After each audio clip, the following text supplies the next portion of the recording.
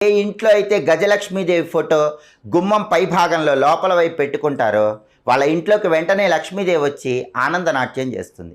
అంతేకాదు, మీ ఇంట్లో బీరువాకి గజలక్ష్మీదేవి రూపును అతికించుకోండి. ఏనుగులు తొండంతో నీళ్లు తీసుకుని లక్ష్మీదేవిని అభిషేకిస్తున్న గజలక్ష్మీదేవి రూపును శ్రావణ మాసంలో బీరువాకి అతికించుకుంటే మీ బీరువాలో స్థిరలక్ష్మి ఉంటుంది. డబ్బు ఖర్చు కాదు, ఆదాయ మార్గాలు పెరుగుతాయి. అలాగే లక్ష్మీదేవి ఒక్కొక్క మన్వంతరంలో ఒక్కొక్క రకంగా ఆవిర్భవించిందని పద్మపురాణంలో చెప్పారు.